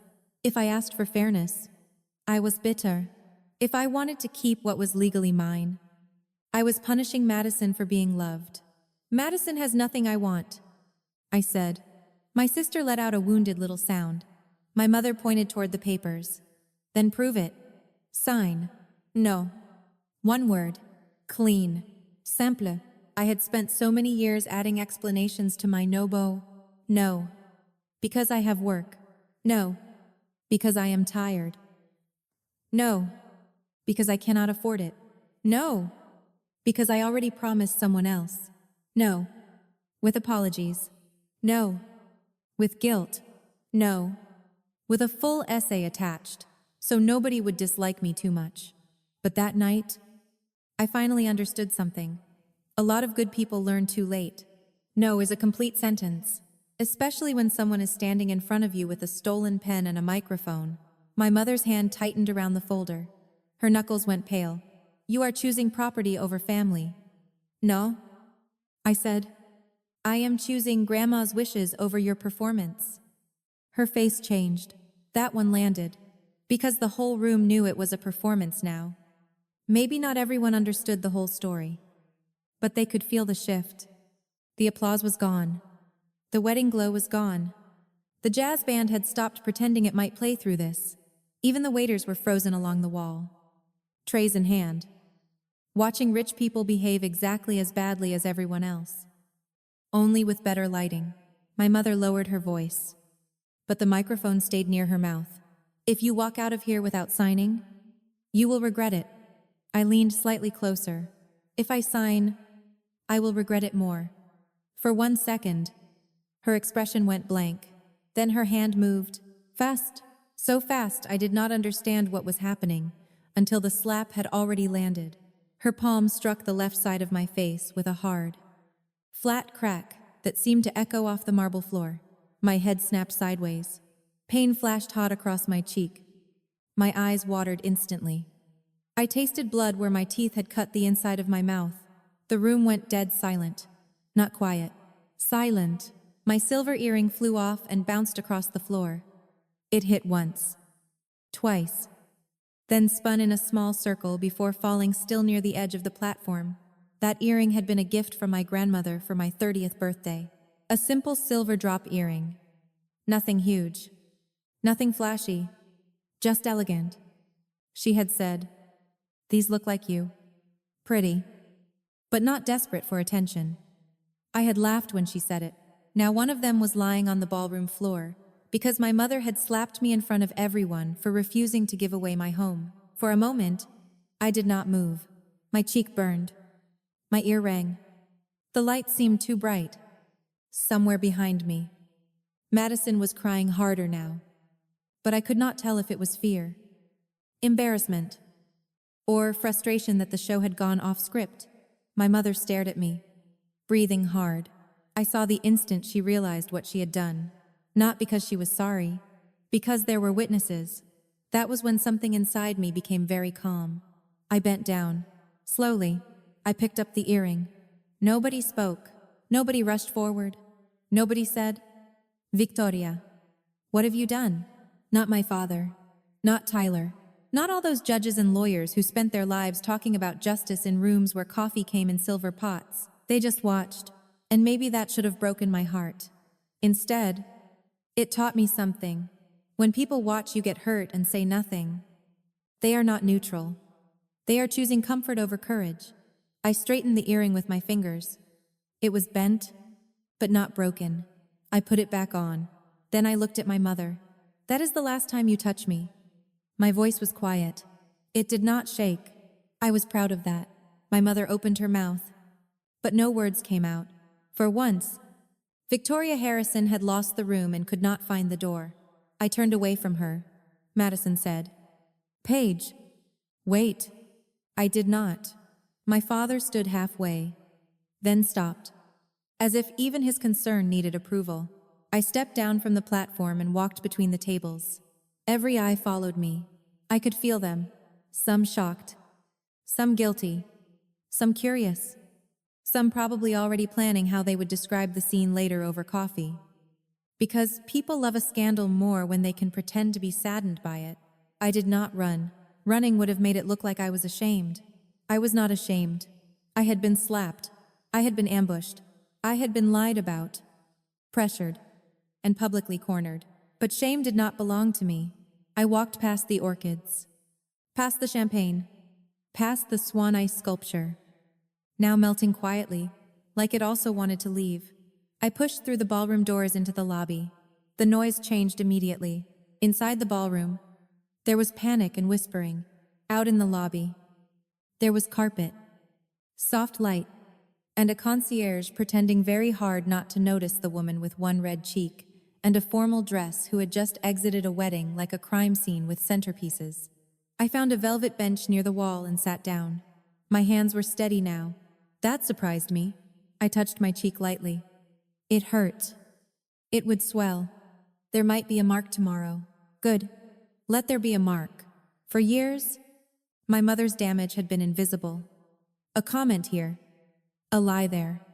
An invitation withheld. A reputation slowly poisoned in rooms where I was not allowed to defend myself. Now she had made it visible, and visible things can be documented. I opened my small evening bag and took out my phone. There were already messages. One from Madison. "Where are you going?" One from my father. "Please do not make this worse." I almost smiled at that. Not because it was funny, because it was so perfectly him. "Please do not make this worse." Not, "Are you hurt?" Not, "Your mother was wrong." Not, "I am coming to check on you." Just a request that I manage the disaster more politely. I ignored both messages. Then I opened my contacts and found the name I had saved under Marcus Webb. My thumb hovered over the call button for 1 second. This was the line. Once I called, there was no going back to pretending. No more family peace built out of silence. No more letting my mother tell her version first. No more keeping Grandma's secret because the truth was inconvenient. I thought about Grandma's voice. If she humiliates you, call Marcus. If she touches you, call Marcus immediately. I pressed call. It rang once. A woman answered. Calm and professional. Marcus Webb's office. "This is Paige Harrison." My voice sounded different to me, clearer. "Please tell my grandmother the documents are needed." There was a brief pause. Not confusion. Recognition. Understood. "Miss Harrison, are you safe?" That question nearly got me. Not because it was dramatic, but because it was the first thing anyone had asked that night that treated me like a person instead of a problem. "Yes," I said. "I'm in the hotel lobby. Stay there if you can. Mr. Webb is contacting Mrs. Harrison now. They will be there within the hour." Within the hour, I looked toward the ballroom doors. Behind them, my mother was probably spinning. Maybe she was telling people I had become hysterical. Maybe she was saying I had ruined the evening. Maybe she was already blaming stress, champagne, family tension, anything except her own hand. That was fine. Let her talk. She had always been good with words. But my grandmother had documents. I ended the call and sat back against the velvet bench. My cheek throbbed. My heart beat hard. But not with fear anymore. For the first time all evening, I felt the ground under my feet. A hotel employee approached carefully and asked if I needed anything. I looked up at him and said, "A glass of water? Please." He nodded and hurried away. That small kindness almost made me cry. So naturally I stared at a fake plant until the feeling passed. I had survived my family for 32 years. I was not going to be defeated by lobby greenery. When he brought the water, I thanked him and took slow sips. Minute by minute, the lobby doors opened and closed. Guests stepped out, saw me, then quickly looked away. A few whispered. One older woman I recognized from my mother's charity circle paused like she wanted to say something, then thought better of it. Good choice. I was in no mood for polite concern from people who had clapped for my robbery 20 minutes earlier. Time moved strangely. I checked my phone. 8:05, 8:16, 8:32, at 8:45. The main doors of the Fairmont Copley Plaza opened. Cold March air swept into the lobby. I looked up. My grandmother walked in wearing a gray cashmere coat over a black dress. Her silver hair pinned back, one hand on her cane. Beside her was Marcus Webb, carrying a leather briefcase. Eleanor Harrison was 78 years old, and she moved slower than she used to. But when she saw my face, her eyes sharpened in a way that could have cut glass. She crossed the lobby toward me. "Paige," she said. I stood. For the first time all night, my voice broke. "Grandma." She reached up and touched my cheek with careful fingers. "She hit you?" I nodded. My grandmother's mouth tightened. Then she kissed my forehead. "Not for the audience. Not for the room. Not for show. For me? All right," she said. She turned toward the ballroom doors. "Let's finish this." My grandmother did not rush toward those ballroom doors. And somehow that made the moment even stronger. She walked slowly, one hand on her cane, the other resting lightly on my arm. Marcus Webb walked on her other side with his leather briefcase in hand, his face calm in the way. Only a lawyer's face can be calm right before someone else's life catches fire. I could still feel the sting on my cheek. Grandma could see it too. Every few steps, her eyes flicked back to my face. And each time, her mouth tightened just a little more. Eleanor Harrison was not a woman who wasted anger. She stored it carefully, like evidence. When we reached the ballroom doors, I heard the noise inside before we entered. Not music, not laughter, whispers. Fast, nervous, excited whispers. The kind people use when something terrible has happened, but nobody wants to admit they are enjoying the scandal. Marcus looked at Grandma. "Are you ready?" She gave him a look. "Marcus, I taught constitutional law to hungover first-year students for more than 30 years. Open the door." He opened it. The ballroom changed the second we stepped inside. At first, only a few people noticed. Then one woman gasped. Then another. Then the sound moved across the room like a wave. Heads turned. Conversations died. The guests who had been standing in tight little circles near the tables slowly pulled apart, as if giving themselves better sightlines. Some still held champagne glasses. One man had a fork in his hand and seemed to forget why. My mother was near the head table, speaking quickly to my father with one hand pressed to her chest. Madison stood beside Tyler. Her mascara smudged just enough to look tragic, but not enough to ruin the photographs. Tyler's parents stood close together, both wearing expressions that said they had paid a lot for this wedding and were beginning to question the investment. Then my mother turned. She saw Grandma. For the first time in my life, I watched Victoria Harrison lose all color in her face.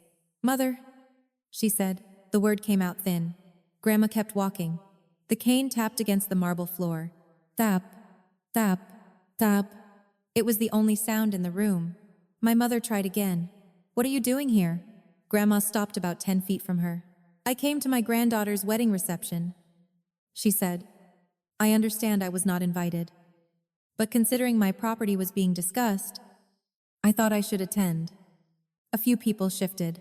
My mother looked quickly around the room, calculating damage. That was always her first instinct. Not guilt, not concern, damage control. Mother, she said, forcing a soft voice. This is not a good time. You must be tired. Let's get you somewhere quiet. There it was. The tone, the one she had used for years. Poor Eleanor. Confused Eleanor. Fragile Eleanor. Grandma smiled slightly. It was not a warm smile. Victoria, if you try to make me sound senile in front of this room, I promise you will regret it before dessert. Someone near the back made a small choking sound. I stared straight ahead. But inside, I almost applauded. My mother's face tightened. You are upset. No, Grandma said. I am informed. Marcus stepped forward and placed his briefcase on a nearby table. The click of the latch's opening sounded louder than it should have. My mother's eyes locked on the case.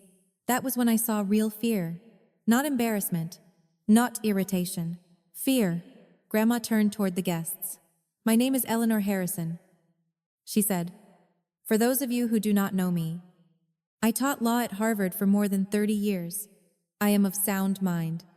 I know where I am. I know what day it is. And I know exactly what my daughter attempted to do here tonight. The room was silent. Not polite silent. Courtroom silent. My granddaughter Paige was publicly pressured to sign over the penthouse at 150 Seaport Boulevard. That property was left to her by me. The decision was legal. Deliberate. And final. Marcus removed a document from the briefcase. This is a certified copy of Mrs. Precedent Harrison's will, he said. Executed and notarized properly. Filed with the Suffolk County Probate Court. I have represented Mrs. Harrison for more than 20 years, and I can attest to the validity of these documents. My mother let out a sharp laugh. This is absurd. Mother, you do not have to do this here. You chose here, Grandma said. I am simply using the venue you provided. That landed hard. A few guests looked down at their plates. My father stood now, but he did not move closer. His face had gone gray. Madison whispered, Mom? My mother ignored her. Grandma nodded to Marcus again. He removed another folder. Now, Grandma said, we will discuss why my daughter has spent the last 3 years telling many of you that I am confused, unstable, or manipulated. Victoria's voice cracked. Stop. Grandma looked at her. No. One word. Clean. Final.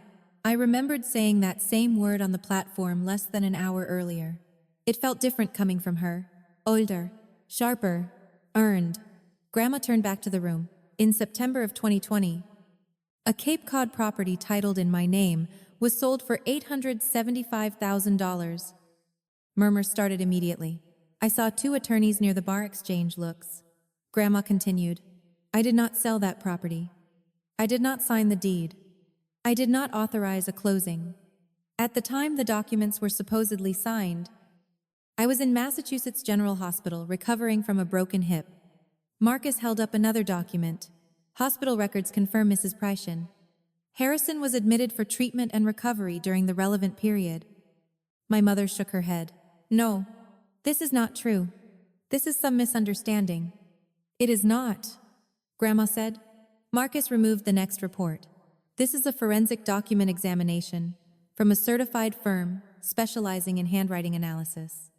The signature on the Cape Cod sale documents was compared against known authentic signatures from Mrs. Harrison's legal, financial, and university records. He paused. No one breathed. The conclusion was that the signature was inconsistent with Mrs. Harrison's authentic handwriting. Probability of forgery, 98.7%. The room erupted. Not loudly at first. More like pressure escaping. Whispers. Gasps. Chairs shifting. Someone said, forgery. A woman near the front covered her mouth. Tyler's father leaned toward another man and spoke in a low, urgent voice. My mother stood frozen. Then she snapped. "You are lying," she said. "You are lying. And Paige put you up to this." I felt Marcus glance at me. But Grandma did not even blink. "Paige did not know until recently. She has been manipulating you for years." Grandma's voice turned colder. "Paige visited me. She brought flowers. She asked how I was. If that is manipulation, Victoria, you might have tried it yourself." A few people reacted. My mother looked around again. Desperate now. "Richard," she said. "Say something." My father opened his mouth, closed it, opened it again. "I did not know about the forgery," he said finally. My mother stared at him. The room stared at him too. He looked like a man trying to step off a sinking boat without getting his shoes wet. "You signed documents?" Grandma said. Richard swallowed. "I signed what Victoria told me to sign." That sentence did not save him. It simply told everyone what kind of coward he had been. Madison's voice came out small. "Mom, what is going on?" For the first time all night. My sister sounded like a child, not a bride, not the golden daughter. A scared child who had just realized the stage beneath her was not solid. My mother turned toward her. "Madison, do not listen to this." But Madison stepped back. Just one step. It was small. But my mother saw it. So did I. Grandma looked at Victoria one last time. "I gave you 3 years," she said. 3 years to tell the truth? 3 years to return what you took. 3 years to stop slandering Paige and stop calling me incompetent because you were afraid I would expose you. My mother's lips trembled. "You would destroy your own daughter?" Grandma's face changed then. For 1 second, I saw the pain under the steel. "No," she said quietly. "You did that yourself." The sentence seemed to settle over the whole room. No one moved. Grandma continued. "The relevant materials have been forwarded to the Suffolk County District Attorney's Office. What happens next will be handled by the proper authorities." My mother made a sound that was half laugh, half gasp. "You cannot do that." "I already did." That was the moment Victoria Harrison understood she could not charm, threaten, or perform her way out of the truth. Not this time. Not with nearly 200 witnesses. Not with Marcus holding the documents.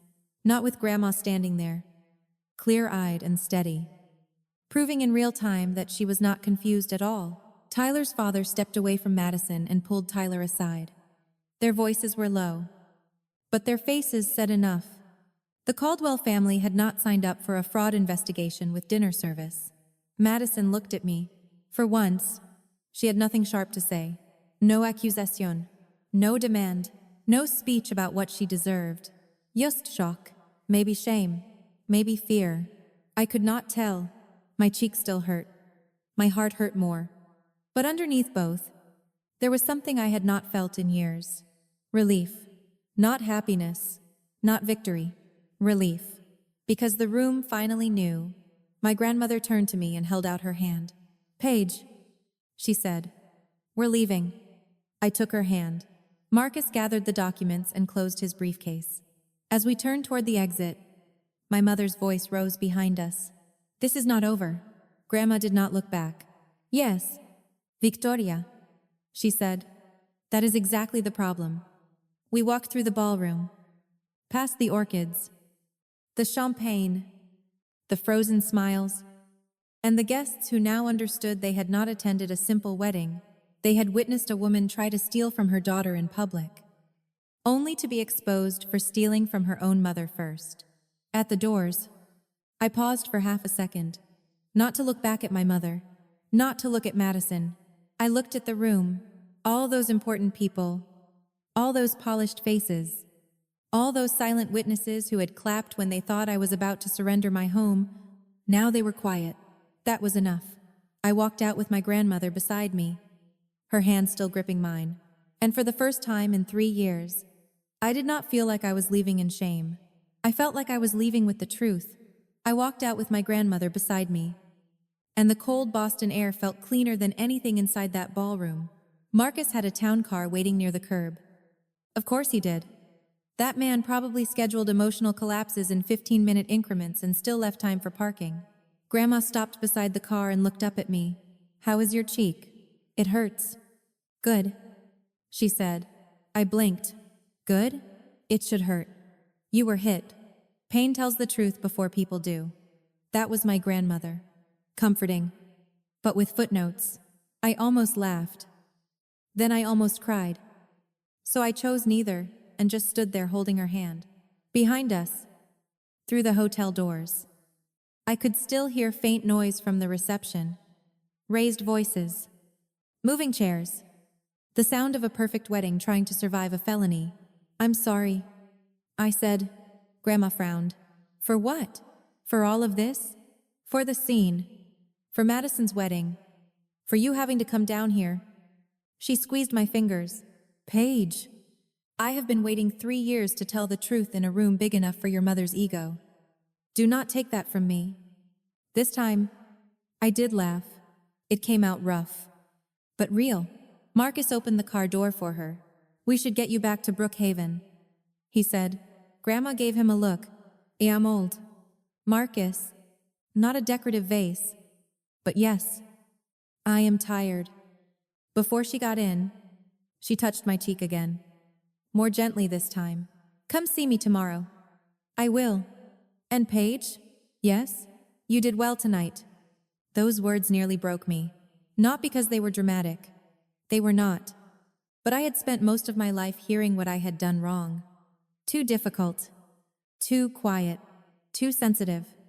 Too stubborn. Too selfish. You did well. Sometimes one honest sentence can do more than a lifetime of family performances. I watched the car pull away, carrying my grandmother and the lawyer who had just turned my mother's social triumph into a legal disaster.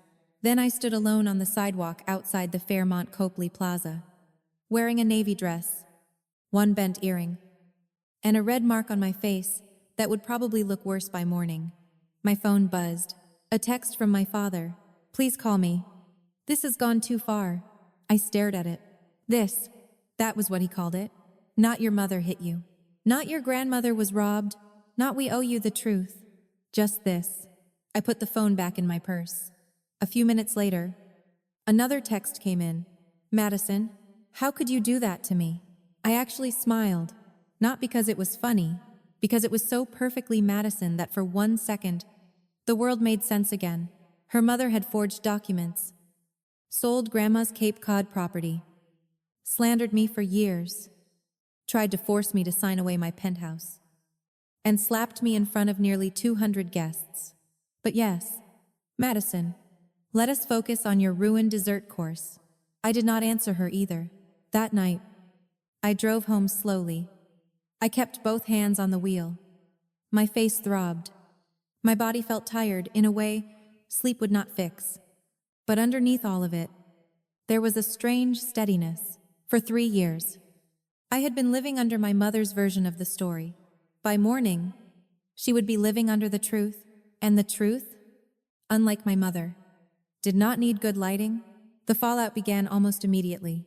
2 weeks after the wedding, Victoria Harrison was called into the Suffolk County District Attorney's office for questioning about the Cape Cod property sale. According to Marcus, the interview lasted nearly 4 hours. When she walked out, she looked 10 years older. I did not see her myself. I did not need to. For once, I was not chasing proof. The proof was chasing her. Her attorney withdrew within days, citing a conflict of interest. That was the official reason. Boston loves official reasons. Unofficially, people were saying the evidence was strong and nobody wanted to stand too close when Victoria's reputation fell. My father moved into the Ritz-Carlton on March 28th. Even during family collapse, Richard Harrison required room service. He released a careful statement through a friend, saying he had no prior knowledge of any improper transaction and needed time to process recent revelations. That sounded very clean. It also sounded like a man who had spent 35 years signing whatever my mother put in front of him because asking questions would have required a spine. Could I prove he knew everything? No. Did I believe he chose not to know? Absolutely. Madison and Tyler postponed their honeymoon. The official explanation was, Family matters. The unofficial explanation was that Tyler's parents were suddenly less thrilled about joining a family where the mother of the bride might be facing fraud charges, and the bride had tried to accept a penthouse she did not own. Funny how fast two great Boston families becomes, let's clarify the legal exposure. Victoria's social world did not explode all at once. It cracked quietly, which was worse for her. A charity gala she had co-chaired for years removed her from the planning committee. The email used words like pending review and circumstances requiring resolution, which is polite rich person language for please stop bringing your scandal near the donors. The Boston Bar Association opened an ethics inquiry after two attorneys who had attended the wedding filed complaints. Apparently, trying to coerce your daughter into signing over property in public, then getting exposed for possible document fraud, does not pair well with professional responsibility. Who knew? A small legal column mentioned an unnamed Boston area attorney under investigation for alleged real estate document fraud connected to a 2020 Cape Cod transaction. No names were printed. They did not need to be. Boston may be a city, but certain circles are just small towns with better coats. My phone started filling with messages. Some were apologies. Some were support. Some were very obvious attempts to fish for details, which I ignored because I had learned at least one thing from my mother. Not everyone who asks a question deserves an answer. The apology that surprised me most came from Jennifer Thompson, a partner at a mid-sized law firm, and one of the women who had spent years believing my mother's version of me. She wrote that she had been ashamed watching what happened. She said she had accepted rumors without asking enough questions. Then she asked if I would consider designing their renovated conference floor. I stared at that email for 3 days. Part of me wanted to delete it. Another part of me remembered that people can be wrong and still choose to do better. So I took the meeting. That project became the largest contract my studio had ever landed. 2 conference rooms, a reception area, custom millwork, professional, clean, warm enough to make lawyers seem almost human. The budget was $82,000, and I treated every inch of it seriously. By May, 2 more projects came in from people who had been at the wedding. For years, my mother had called my work a hobby. Now her own circle was paying my invoices. I will admit, that part felt delicious. Not revenge exactly, more like dessert after a very long dental appointment. But the real healing did not come from money, business, or watching Victoria lose invitations. It came from quiet things. Every Sunday, I picked Grandma up from Brookhaven and brought her to the Penthouse. We drank coffee on the balcony and watched boats move across Boston Harbor. Sometimes we talked about the case. Sometimes we talked about my clients. Sometimes we discussed whether my houseplants were thriving or simply pretending for my benefit. Grandma liked Ben too. Ben was an architect I met at a design conference in May. He had kind eyes, a terrible sense of direction, and no idea who the Harrisons of Beacon Hill were. The first time he came to the Penthouse, he complimented the flow of the space before he noticed the view. I respected that immediately. I started therapy in April, every Tuesday at 4. He sat in Dr. Carolyn Mitchell's office in Cambridge and talked about things I used to bury under work. Humor, and being fine. I learned that boundaries are not punishments. They are instructions. I told my father I was not ready to see him. If he wanted a relationship, he would need to show up consistently over time. Not with speeches. Not with excuses. With behavior. I told Madison I was not ready to talk either. Maybe someday. Maybe not. I was not closing the door forever. But I was also not standing in the doorway waiting to be heard again. That was new for me. One evening in June, Grandma and I sat on the balcony while the sun set over the harbor. She held a glass of white wine and looked more peaceful than I had seen her in years. "You know what I want my real legacy to be?" she asked. "The penthouse?" I said. She waved that away. "Property is paperwork. Useful paperwork. But still paperwork. That is the most lawyer thing you have ever said." She smiled. "I want my legacy to be this. Do not stay silent just because the truth is inconvenient." I looked at her. She continued. "Kindness without self-respect becomes permission. Love without respect becomes habit. And family without accountability becomes a very expensive trap. I sat with that for a moment. Then I said, "I'll remember." "Good," she said. "Now, what are we having for dinner? Justice makes me hungry." I laughed so hard I nearly spilled my water. That is my life now. Not perfect, not magically repaired, but mine. The penthouse is mine. My business is growing. My grandmother is safe. My phone is quieter. My boundaries are stronger. My future no longer needs approval from people who only loved me when I was useful. And if you are listening to this because someone in your family keeps asking you to sacrifice your peace so they can stay comfortable, please hear me. You are allowed to say no. You are allowed to protect what was given to you. You are allowed to stop explaining yourself to people committed to misunderstanding you. Being kind does not mean being available for disrespect. Being family does not give someone the right to use you. And protecting your peace is not a crime. It is a necessity. The most important lesson in this story is that loving your family does not mean surrendering your dignity, your peace, or what rightfully belongs to you. Many older adults spend a lifetime giving, forgiving, and keeping quiet because they do not want to cause trouble. But sometimes silence does not protect the family. It only protects the people who are doing wrong. Real love is not shown through public speeches, nice clothes, or family titles. It is shown through respect, honesty, and consistent care. The person who visits you, listens to you, protects your wishes, and treats you with patience may understand family better than the person who only appears when money, property, or reputation is involved. For seniors, this story is also a reminder to keep legal documents clear, updated, and protected. Choose trustworthy attorneys. Put your wishes in writing. And do not let guilt push you into signing anything you do not truly want. Boundaries are not cruelty. They are wisdom earned through experience. You can be kind and still say no. You can forgive and still keep distance. Protecting your peace is not selfish. It is necessary.